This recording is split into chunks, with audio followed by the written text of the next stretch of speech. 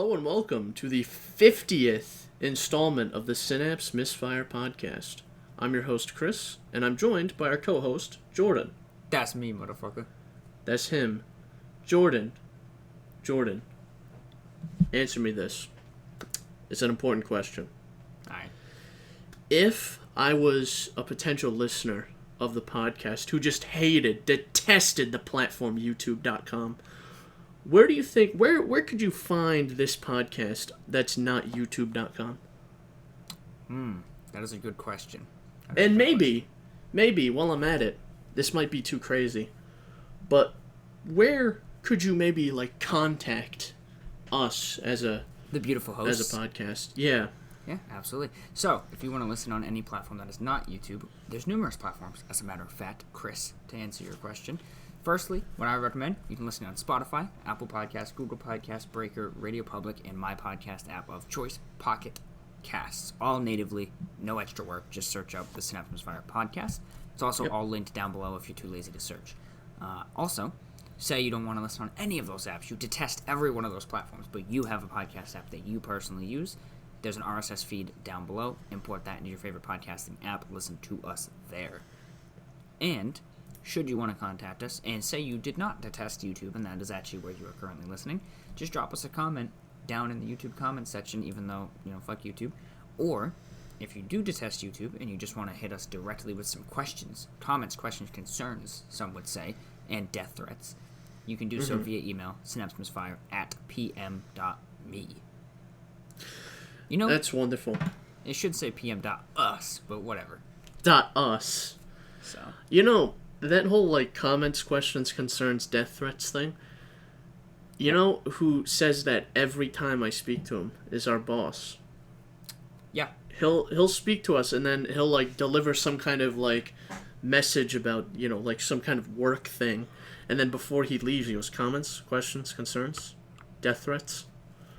Yeah. Every time. Yep. Usually, whenever he's talking to us in, a meeting, he'll be like, "Oh, you guys have any comments or questions?" Like a meeting with our side of the team, and I'll just be like, "Death threats," and he just starts chuckling. Everyone else is kind of like, "The fuck is this guy talking about?" I'm glad that this podcast is so deeply ingrained with the people that we work with. Yeah, I am too. Although it makes it difficult because we can't even talk shit. Well, yeah, that's true. Fucking giraffes, man. But yeah. So first, what have you been up to? Now we did just hang out for about an hour via the power of the internet. So if you didn't tell, we're remote today. Just give that put that out there. We were planning some because things. Jordan has a tummy ache. Listen, that's what he told me. I had last night at a cookout, right? And I had 5 slices of pizza, Sour Patch Kids, and 3 drinks, but 1 Sprite, fucking in Arizona, and then a Diet Beppis. And I have been shitting my brains out today. I don't know, man. Maybe it's just because you're built different than I am. I don't know. That just doesn't seem like that bad to me. You mean built different as in a full foot shorter and a full 200 pounds smaller? Yeah. I would say 5 slices of pizza is a drop in the bucket for you. Yeah, that's a light snack. My cat is screaming already. No, understandable. Yeah, that makes sense. That's something he would do. At least he's on brand, right? Yeah, that's true. Here's the thing about my cat. Before I talk about anything, because you did ask what I was up to. I bought my cat a bunch of toys on Amazon recently, and he broke one of them. While we were making our plans. Yeah, right when we started our Discord session. I'm gonna give him another one right here. I have a little mouse. I'm just gonna cut the tag off of it. But I bought him. I spent $20 on this. It's an automatic laser pointer, and he loved.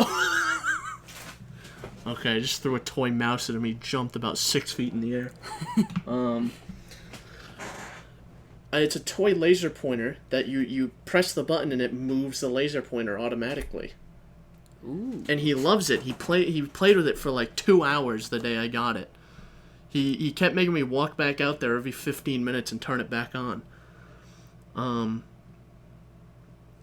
And yeah, right when we started talking, Jordan and I, today. Yeah, he just knocked it off the table and it split in half, and I had to fix it.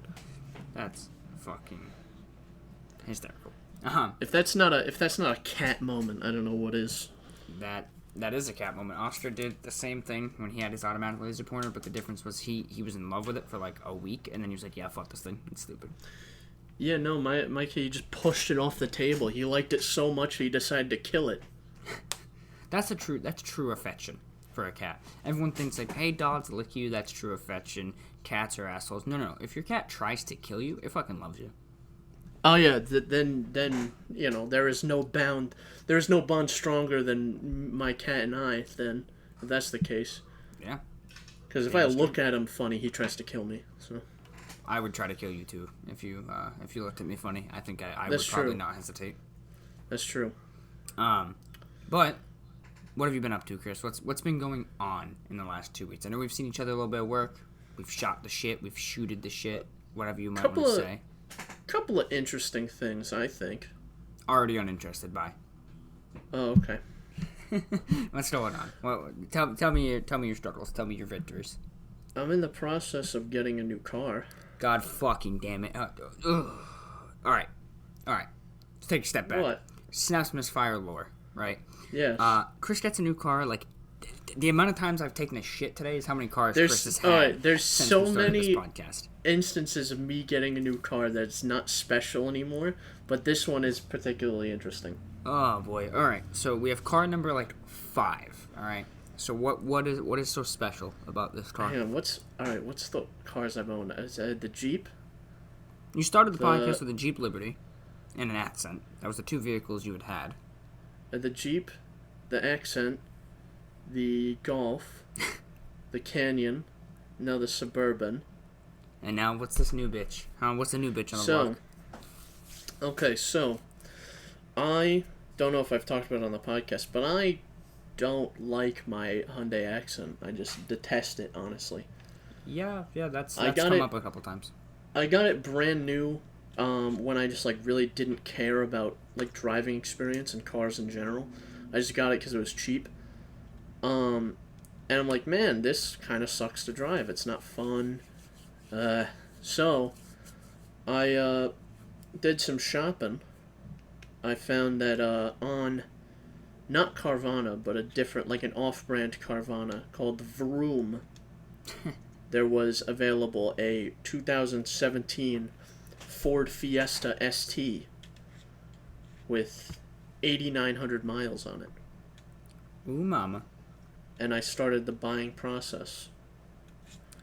And what's special about this one? It's a manual, right? It's a Fiesta. It's the ST, the Fiesta ST, which a lot of people say is one of the more fun cars to drive. Yep. And it's an enthusiast car. It was only made in a 6-speed manual. So there's that. 198 or 197 horsepower, so a bit more than the Accent, which is 130. Very nice. And it's turbo. It's a turbocharged. So that sounds like a win in my book, man. So I decided to go with something a little less absurd. Something that I could probably afford a lot better. Yeah, and still fun. Yeah, so I'm getting a orange Fiesta ST.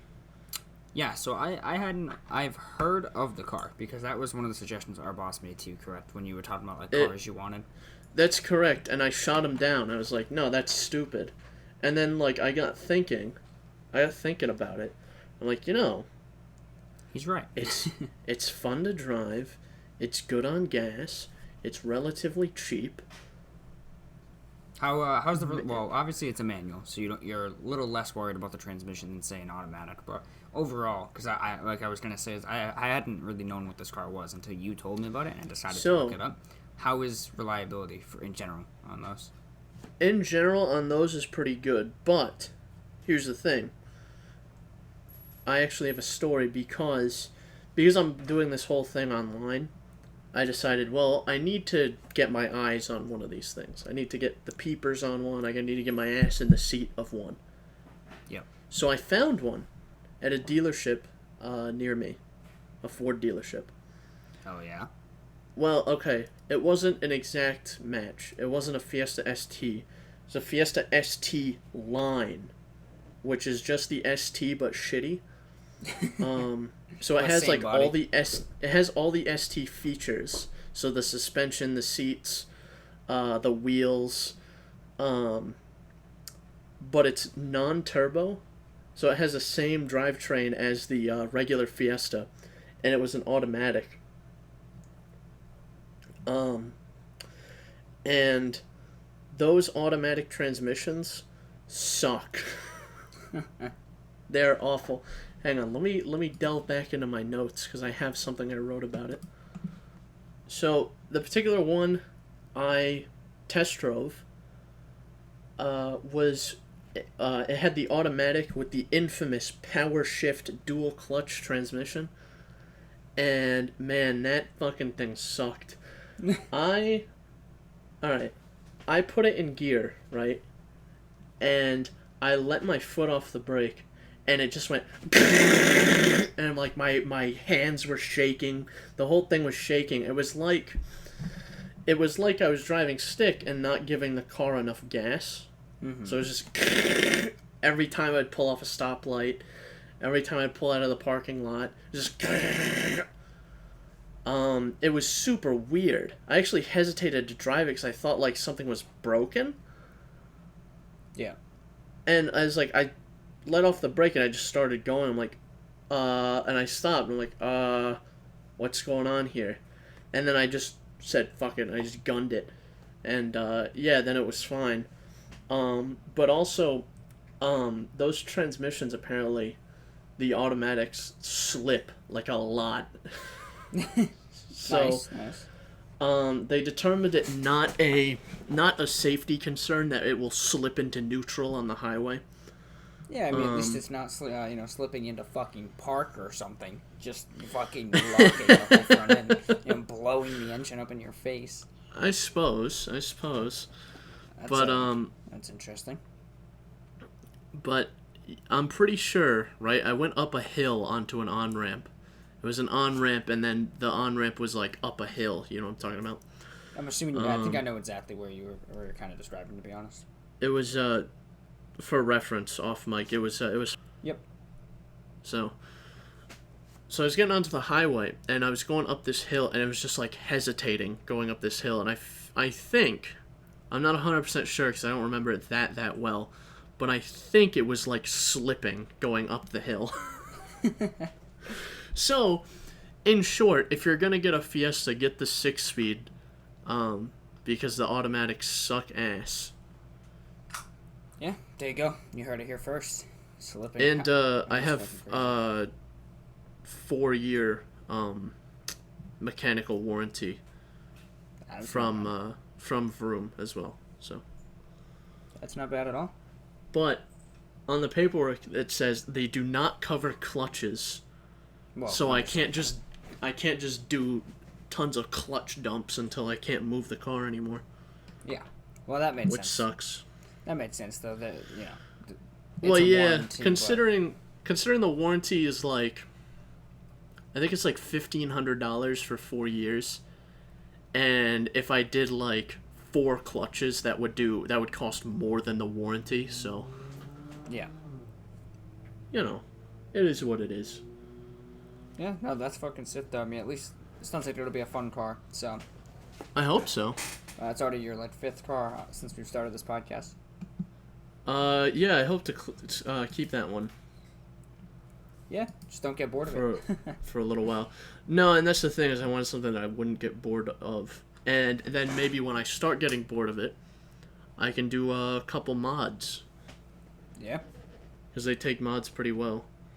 Mm-hmm. Yeah, no, that sounds like something that would be a good project car, too.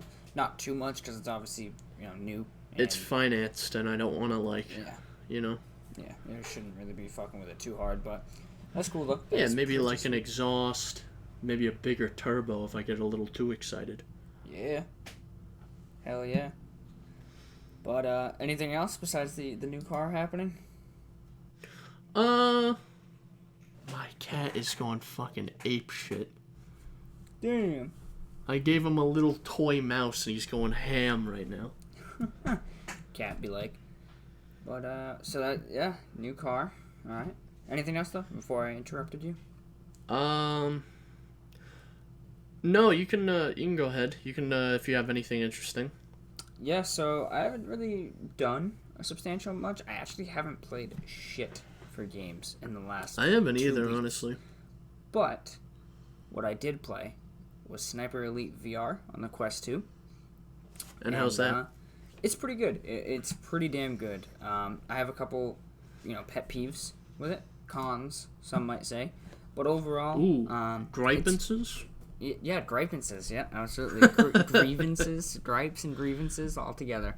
The biggest one probably being that there's 18 missions total. It kind of varies from like infiltration missions to like wave shooter style missions. So the variety is decent. The actual gunplay is really cool. The way it's implemented. My biggest gripance, as some would say, for those who don't know, Synapse Misfire lore. That was something I said for like 30 episodes before Chris finally corrected me. Yeah, I think we need to do, now that we're like this far in, we should do a Synapse Misfire official lore sheet. We just include all the lore stuff. We probably should. That should actually be, and then we can fucking publish it. So people can stay up to date. Probably should, because I don't expect anyone to go binge 52 episodes by the end of the year. Especially because like some of the earlier ones like kind of sucked. Some of the new ones still suck. Yeah, that's true. That's true. I would say safe enough. I'd say all of them kind of suck. Yeah, if we really want to describe this podcast, I would say the entire show sucks. Yeah. Yeah, it just kind of sucks. Like every facet of it, the audio, the videos, the IRL videos, the thumbnails. Every single aspect of this show is just shit. Yeah. Sneak peek, we don't put much effort into this. We didn't just spend $600 for an upcoming project. It's fine. Don't worry. We don't care. It's going to be more than that by the time we're done. I'd probably say considerably more. I was going to say, yeah, probably quite considerably more. Anyway, that'll be for like next close episode. to $1,000, but whatever. That'll be for next episode. That was just a little tease. But, so Sniper Elite VR, my biggest gripance is probably going to be the fact that stealth doesn't work, or at least it didn't last time I played. It's pretty much non-existent. You kind of get like spotted through walls briefly, like not fully spotted. Really? Isn't that like one of the main aspects of the game? Yes and no. I mean, it technically is like on the PC version. Stealth is kind of your biggest thing, and the game is for VR is supposed to kind of be that same flow. But I'd say honestly, the stealth in general, the game, the VR version anyway, kind of blatantly wants you to just snipe.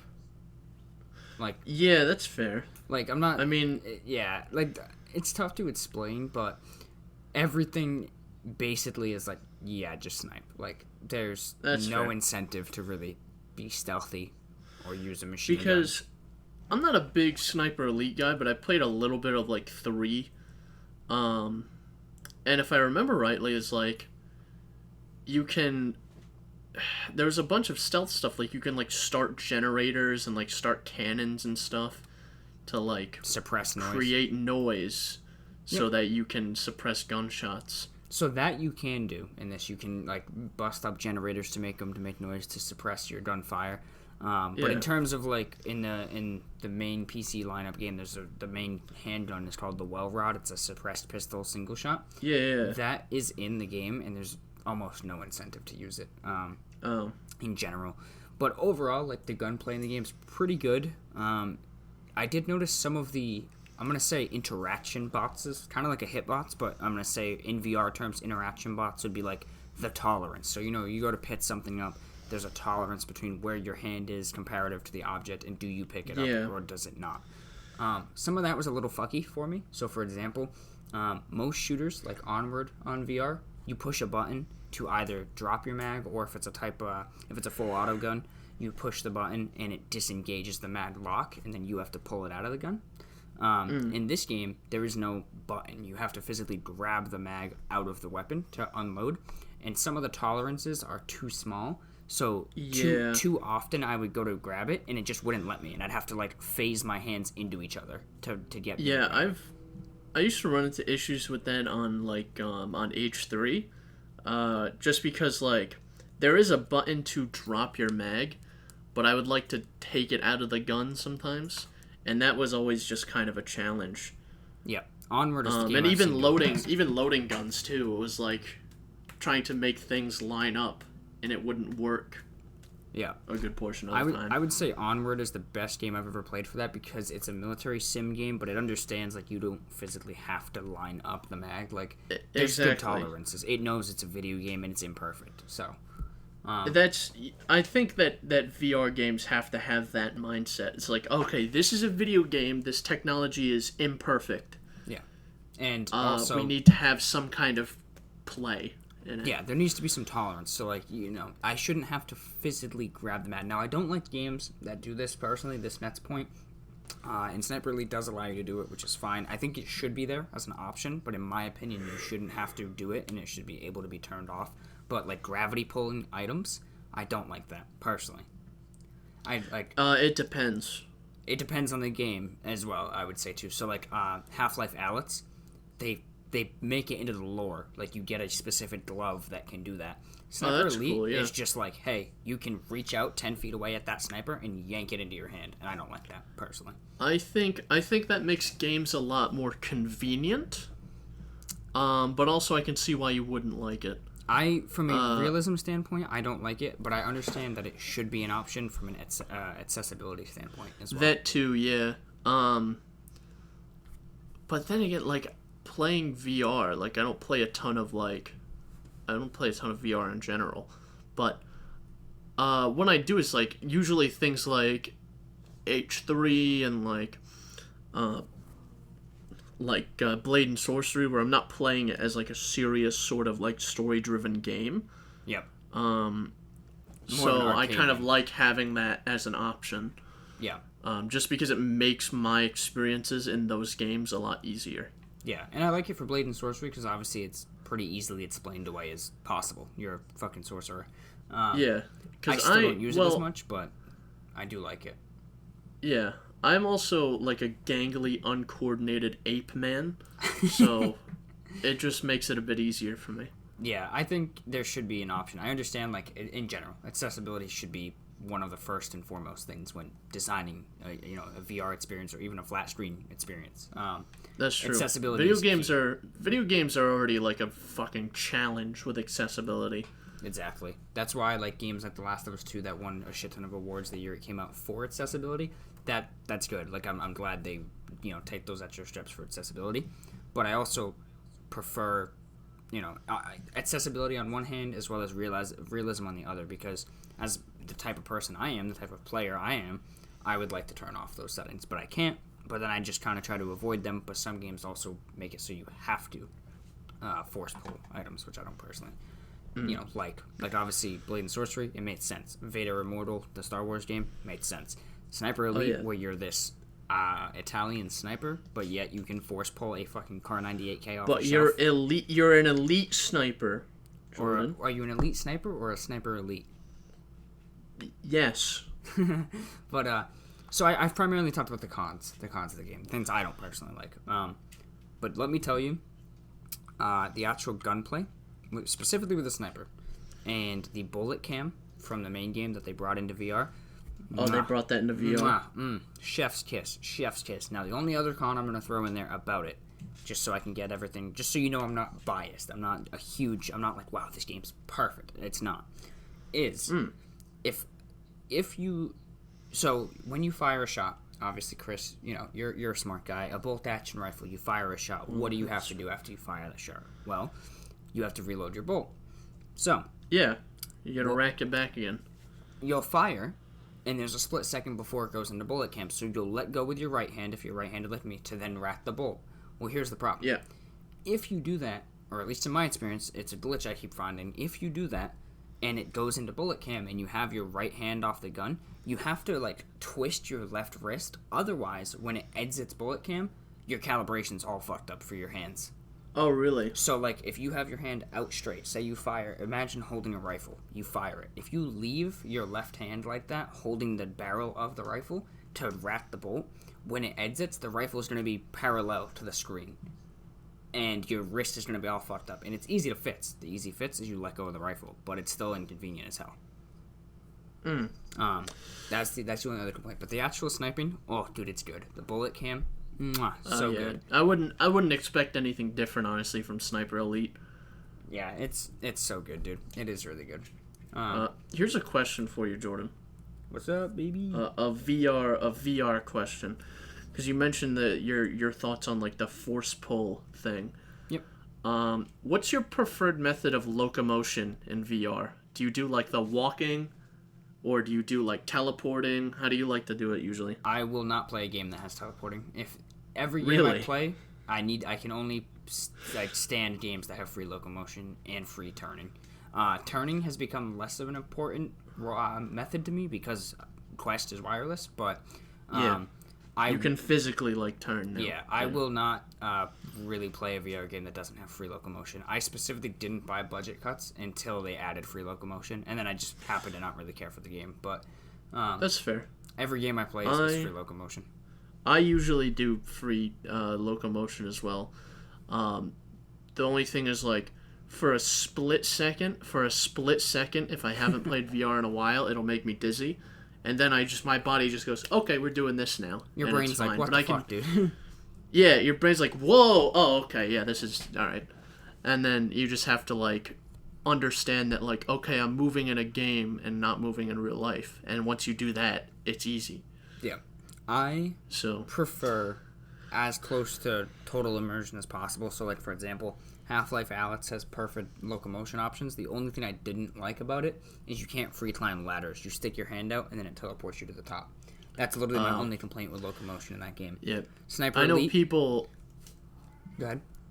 I know people with, like, the free locomotion, people get, like, crazy motion sick with that sometimes. Yeah, some people literally, like, just can't. And I understand that. And, again, it's accessibility. I don't think any game should ever force free locomotion, and I don't think any game should ever force teleportation. So, but I'm just built different, so it's not an issue for me. Yeah, I've been lucky enough all my life, as long as it doesn't change, to be perfectly capable of playing the most intense VR game with zero sickness or motion sickness or anything. And I've been free from motion sickness in general. Like, Same. Long car rides don't bother me. I was on a boat once, and the water was, like, really fucked up, and people kept getting seasick, and I was fine. Yeah, same. I let me rephrase that. I haven't been on, like, a boat that was going crazy, but the one time I have been on a boat, I didn't get seasick, but I wasn't there for crazy long. But just in general, yeah, I've never been motion sick ever before, which I have found a new appreciation for, because I play VR. Honestly. I love it. I'm so into it.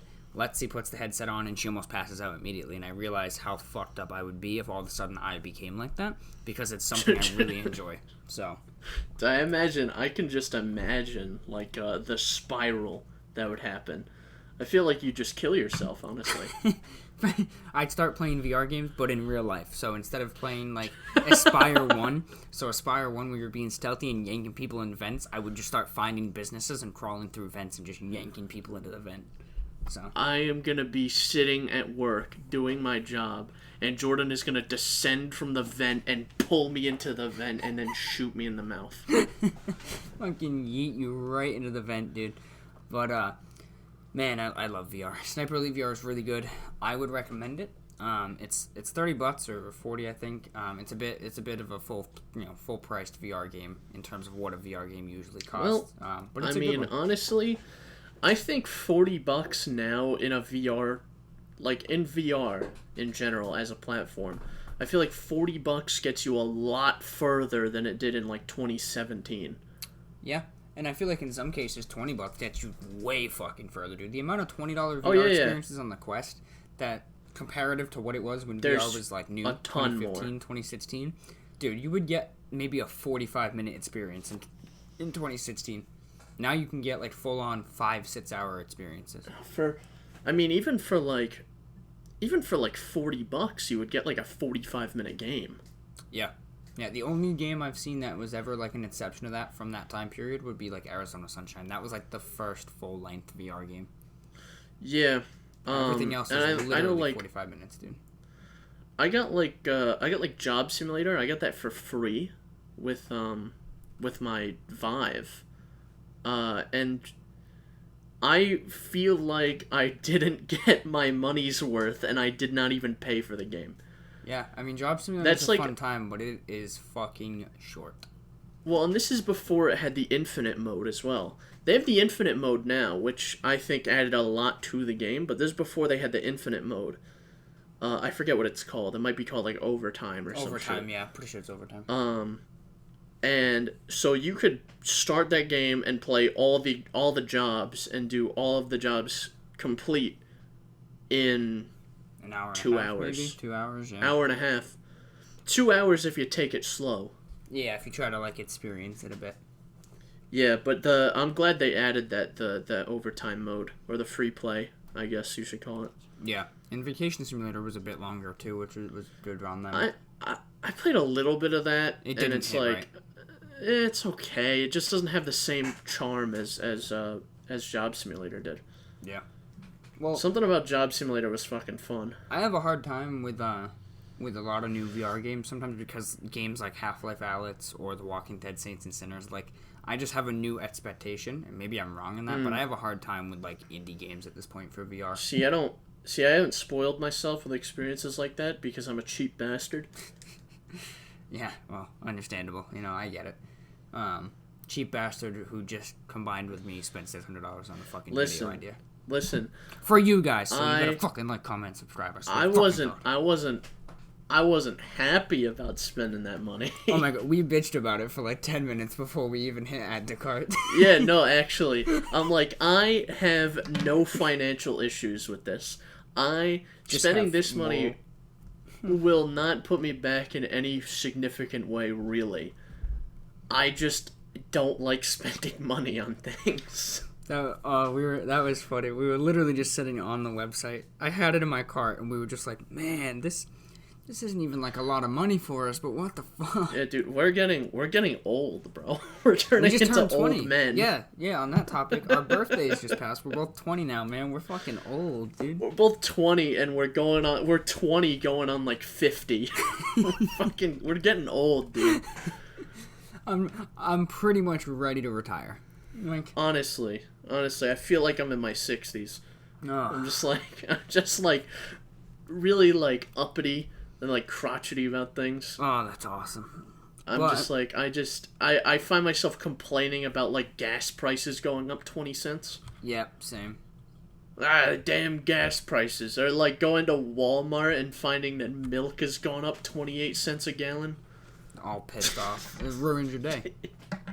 Honestly. I do have to say, you know what's a big thing that I should complain about now is, unless you had something more important to say. No. This is a topic transition, so go ahead. Okay, alright. So, I went to buy pants the other day. This was like 2 weeks ago.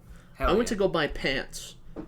And I've been getting the same type of pants from Wranglers for like as long as I can remember, probably since I was in middle school, getting the same type of pants.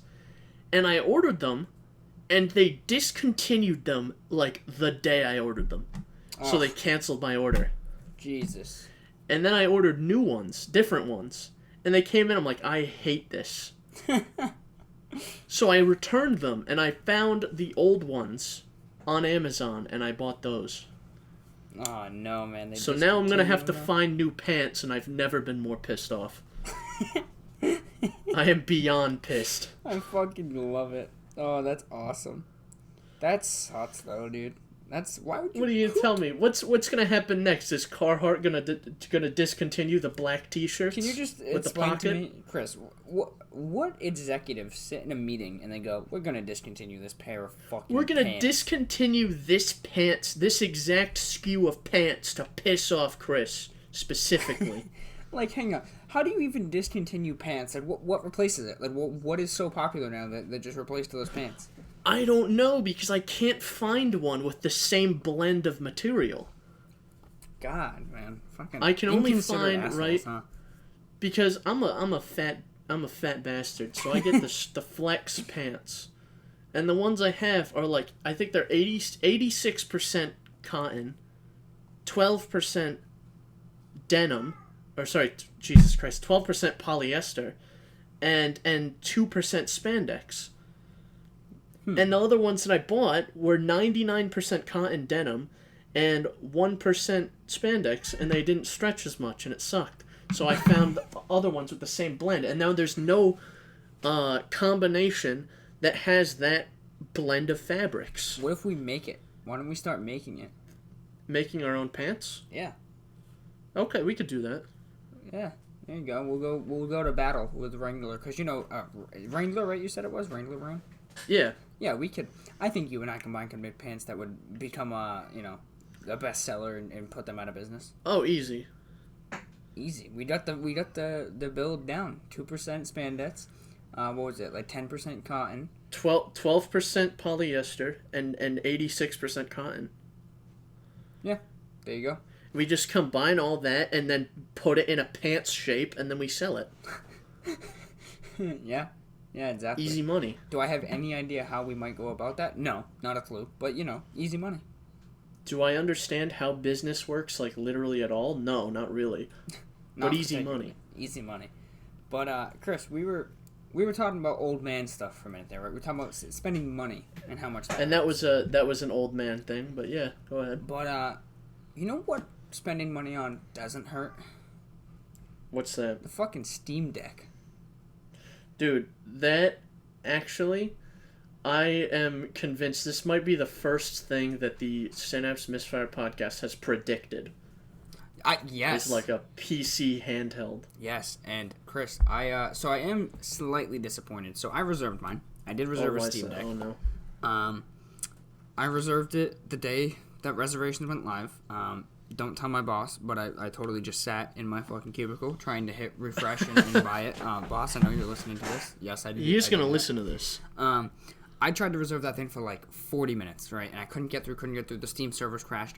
Finally, they went through, and I was able to reserve my 512 gigabyte version of it. Now, the reason I say I am mildly disappointed is because I was checking my reservation, and it says expected availability Q2 2022, so I didn't make it into the first batch, which has me big sad. But damn, it is what it is. I'm just glad I got to reserve one, especially because now they're already back at Q3, Q4 for reservations. Jesus. So it is what it is. At least I made it in, sometime in the spring, summery time. But anyway, oh my god, I'm so fucking excited, Chris. Yeah, Steam Deck. Honestly, I saw that there was a reveal for it, or I heard about it somewhere and something, and I was like, I went to go add it to the notes, and it was already there. I'm like, oh, Jordan's gonna love this one. Oh, he already knows about it.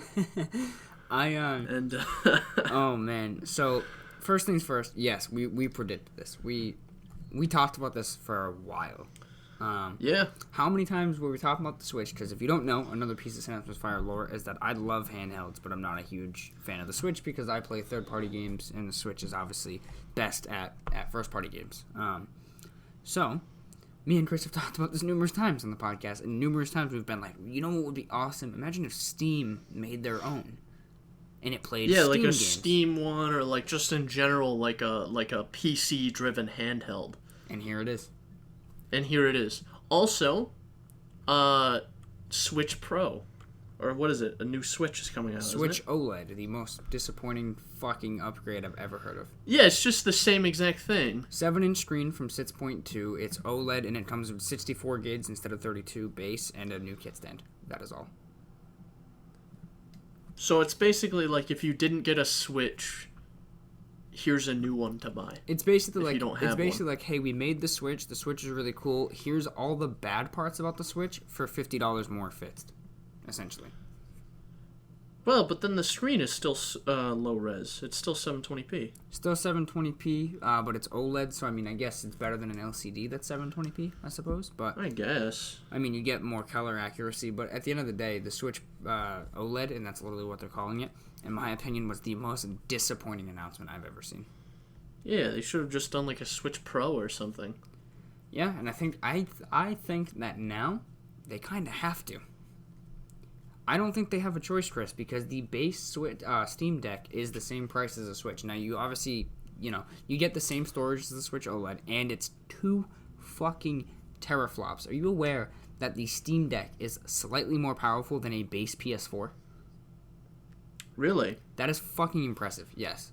Numbers-wise, anyway, it is slightly more powerful and than also, a base PS4. think about this, is the Steam Deck, the display's, 1280 by 800? 868 or 860, yeah, 1280 by 800, exactly. Basically. So 1280 by 800, and it doesn't take a lot to run even, like, modern games at 1280 by 800. Yeah, let me put it to you this way. I am so fucking excited for this. Like you said, 1280 by 800, that is such a low res. It's like the optimal res for a handheld. Because really, I mean, imagine even, 1080p, cool, 1440 or 4K, there's no point. On a 7-inch display, 0 point. Absolutely no point in that at all. Oh, well, yeah, no, but I'm thinking, right, it's like, obviously you're not going to be running, like, Red Dead 2 or, like, give me another game. Well, here's the thing, that handheld, Chris, or like Cyberpunk. Cyberpunk. Yeah, but here's the thing, though. I think it can on lowest setting because it has all the PC graphics options available to it. That's true, and it's slightly more powerful than a base PS4. So I, theoretically speaking, obviously, not taking into effect thermal throttling, and things like that, I don't personally see why lowest settings you wouldn't be able to run Red Dead 2 on that. I just have my doubts. I'm keeping it on the DL, but let's put it this way: their showcase shows the thing running Control, and Control is a very demanding game. My PC can run it high at 60 frames, and that's it. Is it? Yeah. I feel like I played like the first couple hours, and I feel like it didn't have it wasn't crazy taxing. Well, on my PC with a 2070 Super, I put on the game on high settings with lowest ray tracing, and I get like 40 frames. I put on DLSS, it goes up to like 60. So you take know what off might ray be tracing. why? What? Yeah, it's because I took off ray tracing. I didn't have ray tracing on. Yeah, you take off ray tracing, I can run it pretty steady, I think high around 60 without DLSS. And obviously, this new processor on it is RDNA 2 for the graphics, and Zen 2, or whatever the fuck they call it, for the actual processor. So it's pretty much, it may eventually get that AMD version of DLSS. Maybe, I don't know. But yeah. I'm so hyped. Here's my thing. Here's my issue. Mm-hmm. Since this is going to be manufactured by Valve as the Steam Deck, I am just going to assume, I feel like it's a safe assumption to make, that there isn't going to be support for any other platforms on the Steam Deck. Incorrect. Incorrect. Gabe Newell has come on record to say you can download Epic Games. There is caveats to that. Now, I didn't read into the caveats too much, but you can. What a hero. You can what load, a fucking hero. It's a Linux-based OS that is... Okay. It's running on Arch Linux, and it is Steam's own version of Arch Linux. So it's specifically optimized to run games that don't run on Linux through Steam OS. Additionally, you can load Windows 10 on it if you want. Interesting. Very interesting. I just got a lot more intrigued in this. Uh-huh. But what a hero. What a hero Gabe Newell. Oh. Because that was my thing, is because, like, because I wanted a handheld, I wanted some way to, like, if I was going somewhere, to have, like, a good time killer game like SnowRunner. And I could buy it on Switch or on Steam and do that, but that's stupid. I already have it on Epic. Yep. So if I can download Epic and play it there, and I have all my mods and my save... Oh, yeah, and it supports mods. I forgot to tell you that. Fuck it. Yeah. Alright. Give me 10, 20. Yep. Give me all of them. So, let me put it to you this way, right? This thing, and I'm trying, you have to keep expectations in check, because, they can say what they want. Hands-ons have already said that it's really good, That's but, true. That's neither here nor there. Someone in a hands-on preview took it apart, actually, and found that there's an M2 slot in there that you can install an SSD in. So then they emailed Gabe, and they were like, hey, what's this M2 about? And he was like, oh, yeah, storage. And they were like, can you put something in there? He was like, yeah. Yeah. So storage. He is super vague with his responses. If you look at them, he always gives like 1 or 2 words responses. It's funny, but he responds to like a lot of people. I'm impressed by how much he does. But I'm assuming that's why he gives 1 or 2 word responses, because he responds to like probably thousands of emails a day. Yeah. But it's man, I'm telling you, this Steam Deck. Now the battery life, I'll be honest, I don't know if you saw the figures, not incredible. But get a fucking probably battery gonna be bank. dog dick. So like, it's probably gonna be light use. They said light use for say web browsing if you're doing it, or playing like a less demanding game. So we'll use say 2-dimensional games as a baseline, or maybe like older games, like say fucking Bully, right? 6 to 8 hours. No, that's not that bad. They say you push it to things like Control, one of the newest AAA games, Control. You can spend like 2 to 4, depending on your graphics settings. Because again, this is a PC. This is the big thing. This is a PC. You can tweak your graphics settings like you would. It's essentially like a laptop. It's essentially a laptop, but way better. and you can hack around with it if it's Linux based. Yeah, they already said you can literally just slap anything. Windows on the fucking thing. Or you can. So if you can slap Windows on it, you probably put your own distro over it too. And if you want to dick around with Linux that way too. Yeah. I honestly, I feel like this is gearing up to be the best piece of hardware Steam or Valve or pretty much any company has ever released. Yeah, I think so, and I think it checks pretty much every box for me. It checks basically every box, and now again, I don't want this to be the Cyberpunk treatment. I don't want this to be something we talk about, we love, and then it sucks dog ass. But it doesn't seem like it's gonna, dude. It seems like it's fucking awesome. I just can't wait. Yeah, that's also true, but it just seems like it's going to be such a pain in the ass to get one. Yeah, I mean, they did the reservations. Q2 2022, I'm not happy about it, but at least I know that I'm in Q2, so. I was thinking of reserving one, like, seeing if I could get one close to, like, its release date in December. If I can just reserve one or just buy one after they're fully out. But if they're already setting reservations out to, like, the end of 2022. Yeah. I'll see if I can, because I don't want to spend more money, so. Yeah, and let me tell you, well, the reservation's $5. I don't know if I told you that. Is it? You don't have to pay for the thing up front? No, you pay for it when you get your shipping or your order notification. So this is how it works, essentially, which this is already outdated news, but I'll just let you know. Maybe I'll cut it or not. But $5 reservation. It gets you on the waiting list. They send you an email. You have 48 hours once it releases to place the order. You cannot change the model. So if you choose 512 to reserve, you have to buy 512. You can't switch to a 64. So reserve whatever model you are going to buy. And you have 48 hours before the order then goes to the next person in queue if you don't do it. So, yeah. Okay, so you have to, like, agree to the order, and then they send you an invoice when it's available? Yeah, so you basically pay $5, right? And it reserves your spot, essentially, like on a waiting list. Then when the product, we'll call it the item, becomes available, they start sending out order links. Kind of like EVGA has been doing with their RTX cards. And it will say, hey, here's a personal link for you to order this. You have 24 or 48 hours before it moves on to the next person in queue. Well, shit, let me reserve one then. So, fuck.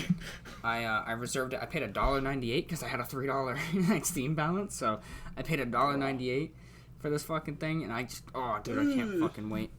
I'm so goddamn excited. But, goddamn. 256 NVMe is fucking $529. If you're gonna even think about getting the middle tier one, just go all the way for $650, dude. $529 for another $130. You get double the storage and a anti-glare screen. Like, I don't know. I'm just gonna get a base model, I think. You think so? Yeah. Man. Yeah, no, dude, I went for the 512 on mine. So, because I figured... If there's the... Let's put it this way, Chris. With how popular the Steam Deck already seems to be, if I get mine in Q2, and I'm like, ooh, this thing's dog ass, I could sell it for more than I fucking paid for. So. But also, I mean, if it has an M2 slot in it, I can just slap one in. Yeah, it's supposed to have I think they said 2285 M2 slot, and it also has a micro SD card slot. I probably won't even fuck with the M2 because 512 gigs, dude, is pretty good. Then if I just get a base model one, just slap an SD card in it. Yeah, you can. I mean, again, it all depends on kind of, do you want eMMC flash memory or NVMe? Like, if it has the M2 slot and it comes to fruition that you really can, do it, because obviously Gabe said you can, Now, does that mean you have to fuck with drivers? Like, what do you have to do to really get this M2 slot in? Like I said, I went all out for the high-end model because this is like my dream device, and if it's anything like the RTX cards have been, I'll buy the thing for $650, and if I don't like it, I could probably sell it for $800 easily. So, yeah. Not that I would probably, I'm the type of person, I'm too nice, I'd probably just sell it for what I paid for it total, but, still, it's a possibility. But I am so freaking excited for this device. This is like my dream device. Just the thought of getting a device that already has my Steam library on it. Like, I don't even need to buy games for this thing. Like, it just has all my games on it. Like, that's incredible. It's absolutely incredible. God damn. This is fucking interesting. What is? Alright. Just the Steam Deck in general. Yeah, I'm going to reserve a base model. Oh, it's actually Steam. I just pulled it up. It says Q2. So it actually moved down. So I wonder if they have like a different supply chain now or some shit. That's good. It was Q3 yesterday. And it says my expected order availability is Q2. So maybe if I'm lucky, that'll get pushed to Q1.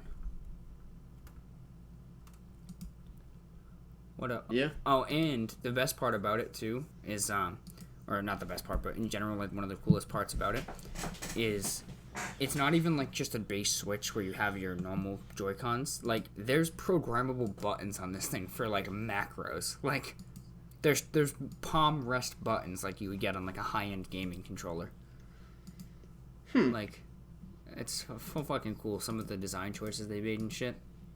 Has built-in touch sensors on the sides to use as like a trackpad for games that need a mouse. Like, and now this is the only thing. The base model is sold at a loss, $399. It's not much profit there, if any, for them. Valve had came out and said or whatever, but there's a dock that's coming out a little bit after launch too, to dock this bitch on a TV, and you can use a keyboard and mouse with it.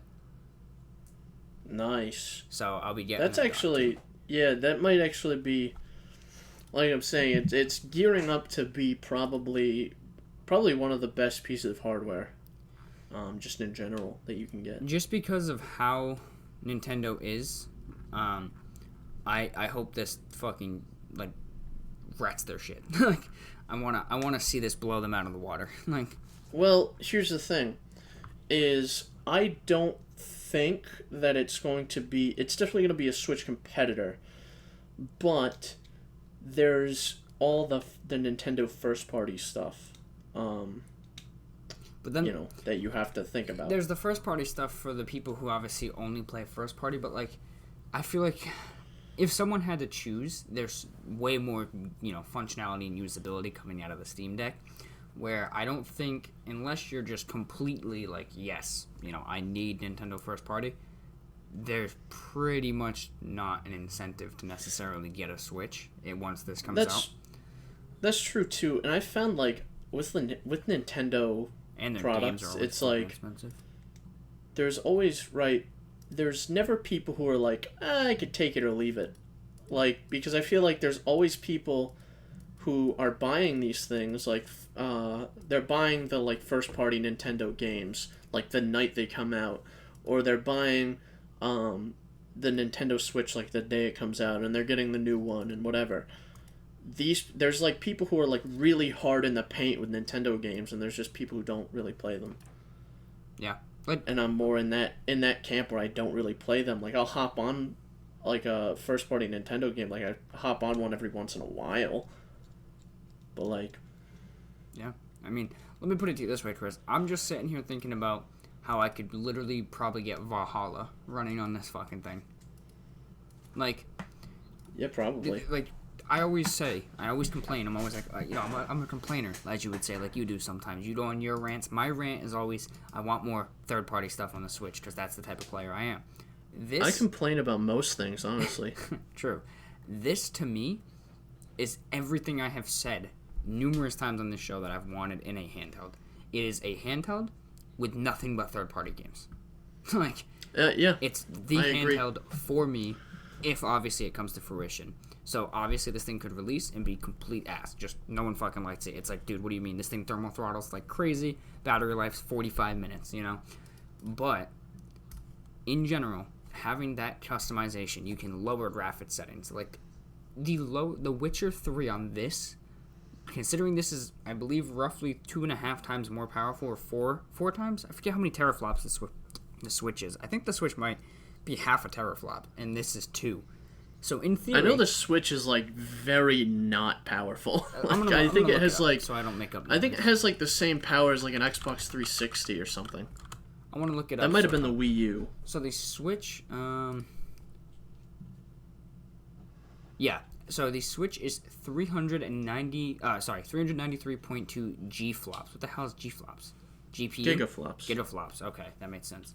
One rung under, so it's 0.39. It's 0.39 teraflops, and the Steam Deck is 2 teraflops. You're telling me that the Switch, which has The Witcher on it, and they're running games at the same res as well. Yes, you have the Switch, which has The Witcher on it, and granted that's completely optimized from the ground up for the Switch. There's no reason I can't get something like the freaking Steam Deck to run The Witcher 3, low, medium settings and just, have a good time on it. So, especially if you manage your expectations, like, I don't really care that much how this game looks. I just want it on the go or something, Yeah, exactly. I think it could be pretty good. And if those ultra thin gaming laptops, like the Razer Blades, if those can function with like big Intel processors and shit, like 45, 60 watt chips, I don't have many concerns about the Steam Deck, honestly. Let me put this into perspective, for you, right? You buy the Switch, like you said, 393 gigaflops, we'll say 0.4 teraflops, just round it up, right? You get the Switch and the dock, and that's it. You get the little grip thing to slide your Joy-Cons on. The Steam Deck, every model, even the base model, Chris, imagine this, even the base model comes with a fucking carrying case. Like, I don't know. Like, dude, this is just so, it's unbelievable to me. Like, when we predicted and we theorized, I would have suspected something like this to be $1,000. Easily. But Valve, I mean, if you're going to the highest tier, it's getting pretty close to it. Well, sits 50. I mean, you think about it. A base Switch for $400. Think about what you're getting for $250 more. You're getting 512 gigs of NVMe storage. You know how much a fucking 512 gig NVMe drive costs? That alone is like $50, $60, right? That's an excellent point. You can then upgrade this. You can load Windows on this. You can play any Steam game on this. At least so they say. We'll have to wait and see. Not only the games that Nintendo ports. Now you're telling me L.A. Noire, that costs $40 on the Switch, I could buy on Steam on sale for $4 and play that on here at a higher res, at the same res but better graphics. The price is like, oh my god, sits 50, and then you have to step back and be like, what am I getting for sits 50? That's true. It's almost like this is just, it's beautiful, fucking beautiful. They're similar. Like I think the two, I guess you would call it a console, the Steam Deck. Yeah, it's basically. I would say the two consoles are like, they're pretty. I mean, they're pretty similar in like form factor, but I feel like they might be just too different to directly compare. Yeah, I agree. Just because I feel like the Switch is just in a different league, like it's just a peg down from the Steam Deck. It's quite literally, it's the PC Master Race. That's what it is. It's the comparison from a PS4 to a gaming PC, essentially. Now, obviously, they've showed off some gameplay on the Steam Deck. Could that all be fabricated? Them making their perfect scenario, maybe. But again, 2 teraflops compared to 393 gigaflops. There's no reason that if this does its best to do, temperature management, which if you go to Steam Deck, Chris, and you look at their little revolving image of it, the top of it has a pretty sizable vent for heat, and the back of it has a very sizable vent for heat. So clearly, heat is something they're really focused on, obviously, because that can make or break this thing. What good is your 2 teraflop Steam Deck if it's constantly pegged at like 90 Fahrenheit? 90 Celsius, like about to burn. You're just gonna end up, you're not gonna run shit at all. So, I don't know, man. I hope this is the one to beat, and I hope this inspires, Sony to maybe make their own, or Nintendo to make a Switch Pro, or just something. you know. And I think, interestingly enough, I think there's going to be a lot of benefit to like Linux as an operating system. Like people, because Steam already goes pretty hard on like with like APIs like to make things run on Linux. Like Proton, they're I guess it's sort of like a translation thing to for Linux. It runs games just as well it runs games just as well on Linux as they would on Windows natively. The only workarounds you have for that are like anti-cheat and stuff, or like with certain anti-cheat it's like well, that's not the exact file I'm looking for, so banned. But I mean, for the most part, it works pretty well. A surprising amount of things just work on Linux. Yep, more than you would expect. And Steam source. and Valve is doing a pretty good job of making Linux gaming accessible. Yeah, and actually feasible. Yeah. Yeah, like, dude, I just think about the types of games you can play on this thing, like this. Like, you think about the Switch, and you're like, you got your first-party games that are incredible. You got some third-party stuff like, oh, cool, Doom Eternal's on there. Awesome. Like, I'm looking at Steam right now, and the first thing I see is Halo, the Master Chief Collection. Name one other handheld you could ever play Halo on. None. Microsoft never made one.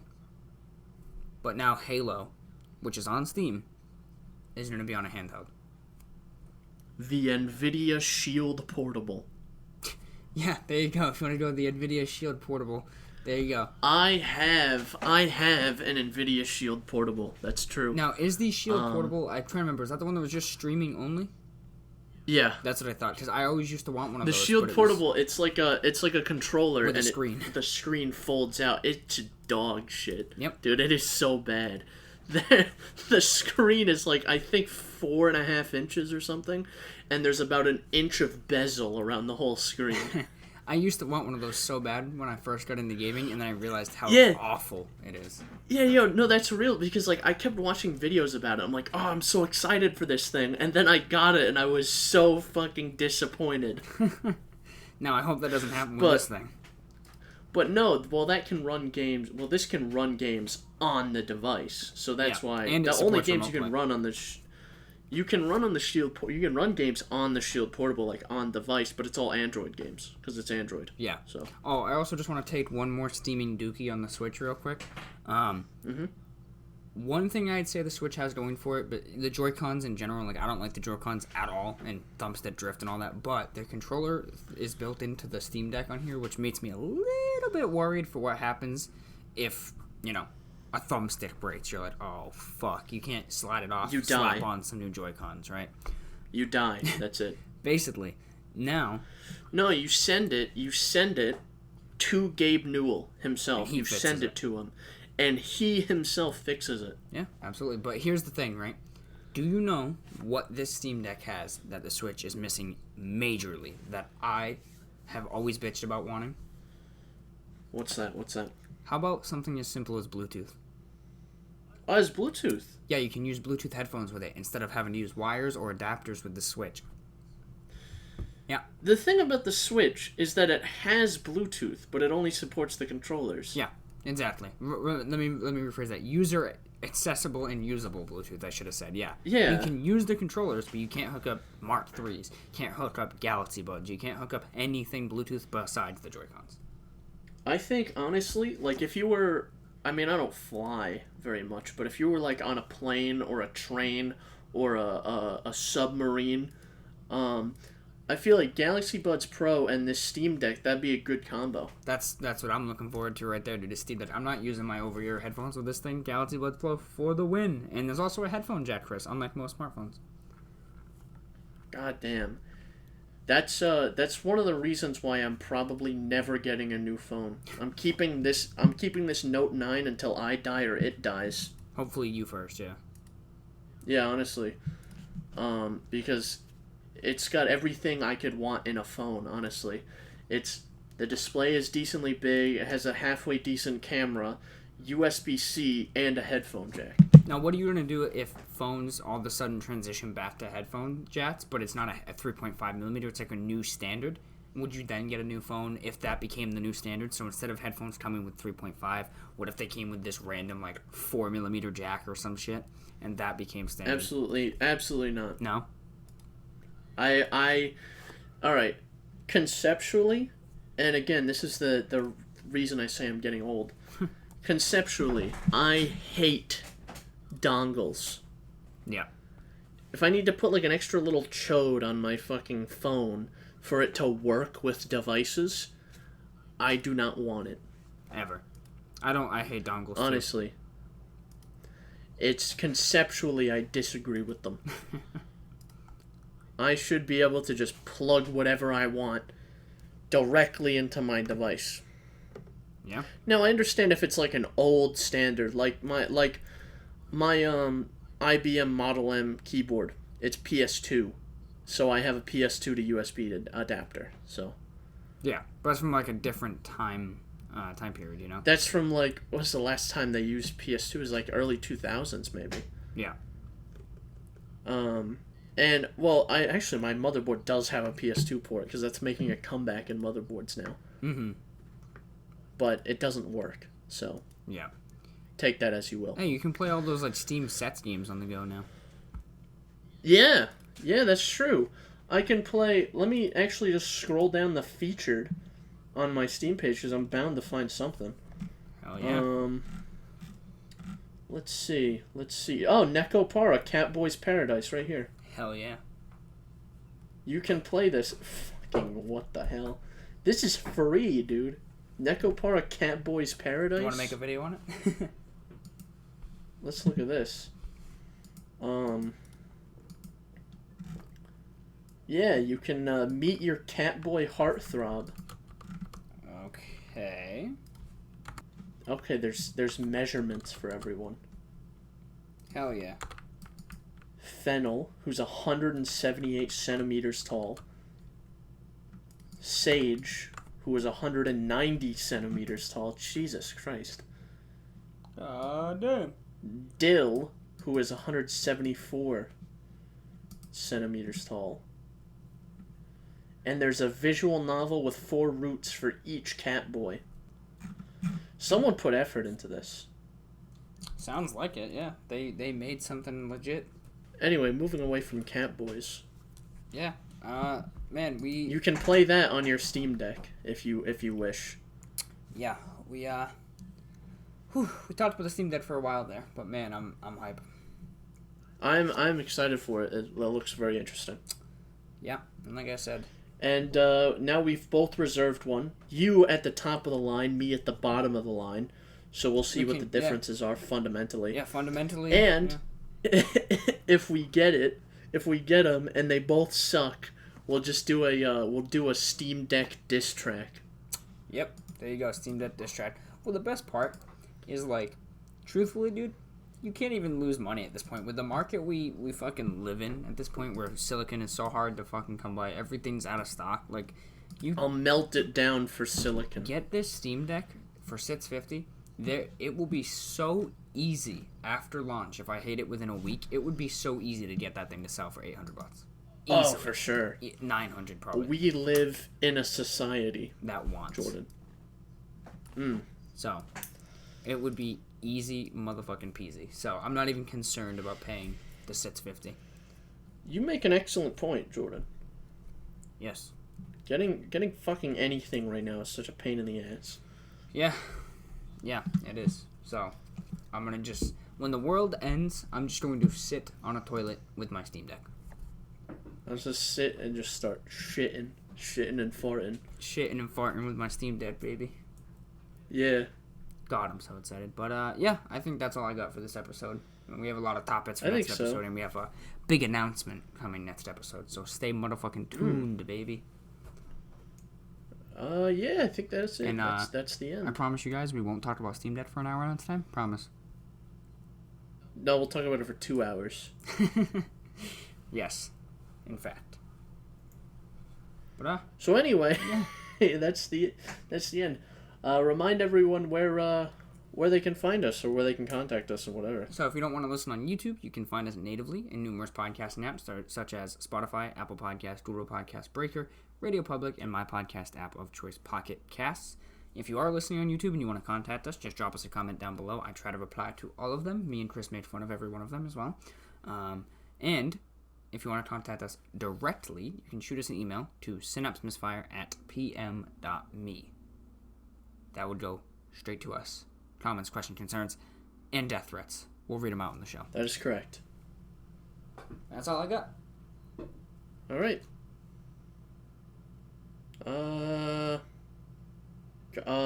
Block me on Discord. I'm going to throw my PC out of the window. Okay. So, yeah. Later.